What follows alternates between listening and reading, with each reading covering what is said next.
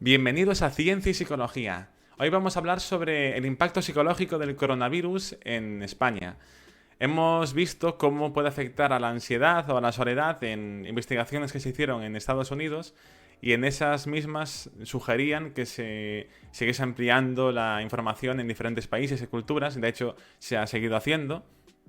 Y pues en este caso os traigo de España un artículo que habla sobre el impacto psicológico y los factores asociados durante las primeras etapas del coronavirus en la población general en España, la población adulta. Como siempre, os dejo la referencia en la caja de descripción del vídeo, el enlace al artículo para que lo consultéis y leáis pues un poquito todo lo que no nos dé tiempo a comentar aquí. Pero básicamente, el grupo de investigación que llevó a cabo, ¿no?, este estudio se basó en una serie de antecedentes, como siempre en estos casos, ¿no?, para realizar, pues en este caso, esta investigación. Vieron como, por ejemplo, en China había afectado a niveles de ansiedad, por ejemplo, de depresión o de soledad. También vieron que en otros brotes, como por ejemplo del MERS, había afectado a niveles psicológicos de una forma importante. Teniendo en cuenta que en España es de los países que más ha golpeado la pandemia, más duramente, ¿no? Además con medidas de confinamiento importantes, como hubo en esas primeras etapas, durante el estado de alarma, querían ver qué consecuencias negativas había en la salud mental de los españoles ante esta situación de cambio drástico. Hubo un cambio en las dinámicas familiares, obviamente, ¿no? Y sigue habiéndolo. Hubo un cambio a nivel de empleo, gente que quedó sin trabajo, gente que se fue al ERTE, gente que tiene miedo de perder su empleo. El cambio es en la modalidad de trabajo, hacia el teletrabajo, cómo se han adaptado o no a esa modalidad, en función de las competencias con esas tecnologías o no que tuviera la gente. El aumento en las cargas de trabajo, en trabajos esenciales o no esenciales también. Los trabajos que tienen más exposición ante el coronavirus o, por ejemplo, la saturación de los hospitales. Son una serie de condicionantes, pero dentro de todos los condicionantes que hay destacan dos como más negativos, como pueden ser la imprevisibilidad del virus, que era mucho mayor antes, pero sigue siendo muy imprevisible, y la desinformación que había sobre todo, ¿no? Y que sigue habiendo esas informaciones o rumores falsos sobre el virus sin ninguna base científica sólida, que vienen de diferentes sectores con diferentes intereses, que solamente hacía acrecentar esas consecuencias negativas. Entonces, visto todo esto, este caldo de cultivo, lo que se plantearon fueron dos objetivos principales. Sería, por un lado, explorar el estado de salud mental de la población general adulta en España en esas primeras etapas de coronavirus, midiendo básicamente 4 factores principales, ¿vale? Serían el impacto psicológico causado por la pandemia, incluyendo aspectos como síntomas de intrusión, evitación e hiperactividad. También la ansiedad, midieron, por ejemplo, la depresión y el estrés. Esos 4 factores, ¿de acuerdo? Luego, el segundo objetivo, no lo voy a desarrollar aquí, lo podéis ver en el artículo y leerlo. Aquí solamente me centraré en los resultados del primer objetivo. Se centra en qué variables estaban asociadas a estos factores que acabo de comentar. Para entendernos, por ejemplo, las variables demográficas, que serían pues la edad de las personas, si afecta o no, a que tengas más ansiedad, depresión, etcétera, etcétera. ¿Cómo afecta? El sexo, los ingresos familiares mensuales, el grado de preocupación por la pandemia, las condiciones ambientales durante el confinamiento, que serían básicamente pues el tamaño del piso o casa en el que vives, el número de personas con los que vives, el tiempo, por ejemplo, dedicado al ocio, también se ha visto que puede ser una variable.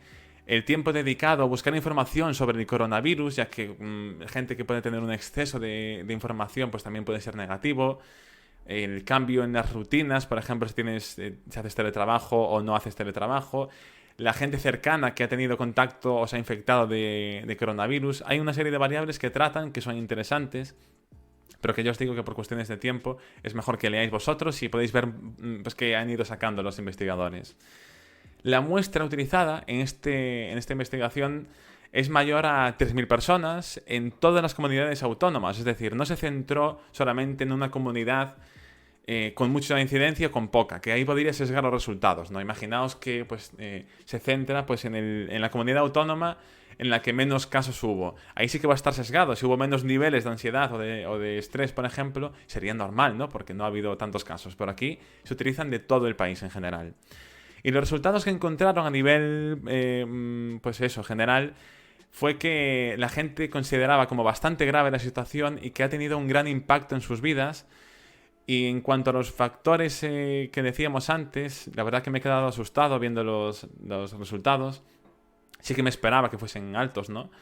Y obviamente esta situación es excepcional. Y ya veníamos de seguramente pues problemas de depresiones, de ansiedad y de estrés bastante altos de antes, ¿no? Porque esto es una cosa que también podemos tratar en otro vídeo.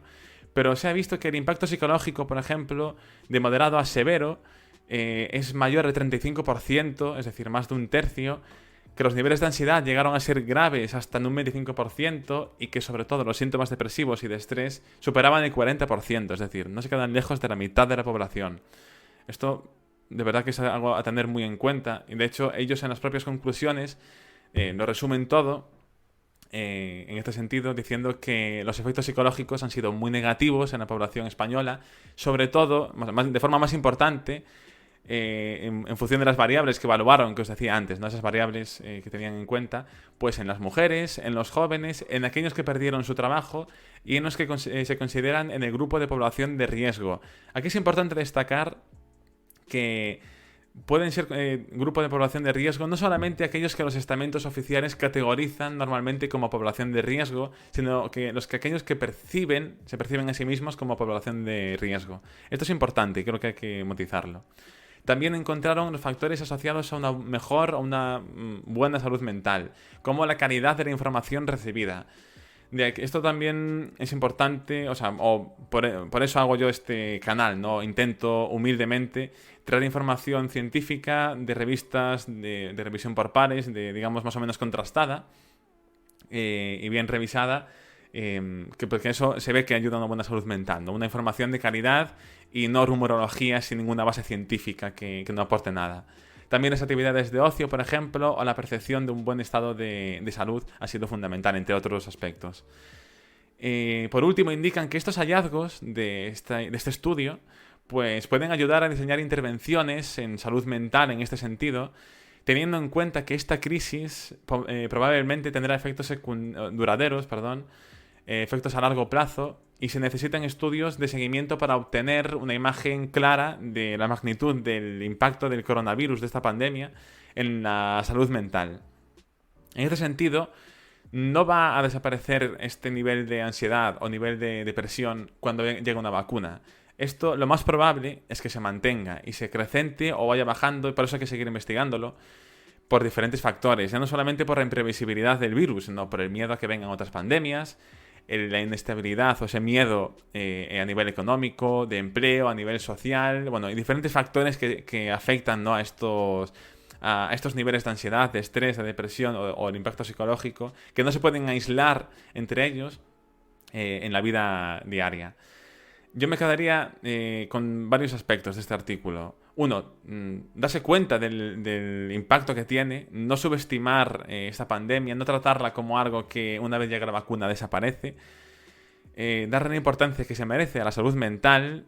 Yo soy de los que pienso que la salud mental debería ser como ir al dentista, una cosa que se recomienda hacer cada 6 meses o cada año, ya que, bueno, hay muchos aspectos que pueden afectar en la salud mental de forma diaria, que tenemos normalizados como algo normal y que realmente pues sí que pueden estar afectando a nuestra salud y a nuestro bienestar. También tener en cuenta los factores asociados a una buena salud mental o una mejor salud que indicaban en el propio artículo, por eso recomiendo leerlo. Y hacer caso, en este caso, ya no solamente a lo que diga yo, porque yo puedo, obviamente siendo psicólogo, pues siempre voy a verlo más desde mi punto de vista, pero hacer caso a lo que dice la propia OMS, de que hay que aumentar la atención en salud mental para evitar crisis sin precedentes pues a niveles de bienestar y de salud en toda la población en general, ¿no? No solamente en España. Espero que os haya gustado el vídeo y si es así, queréis que sigamos tratando estos temas o otros temas, pues podéis ponerlo en comentarios, podéis dar sugerencias de temas. Y también os dejaré enlaces a redes sociales para, pues bueno, pues si queréis seguirme. Y si os ha gustado, pues podéis darle a me gusta, compartir el vídeo, suscribiros al canal. Se agradece un montón todo el apoyo que podáis dar para seguir creciendo poquito a poco. Y por mi parte, ya sabéis, ha sido un placer y nos vemos en el siguiente vídeo. Hasta la próxima.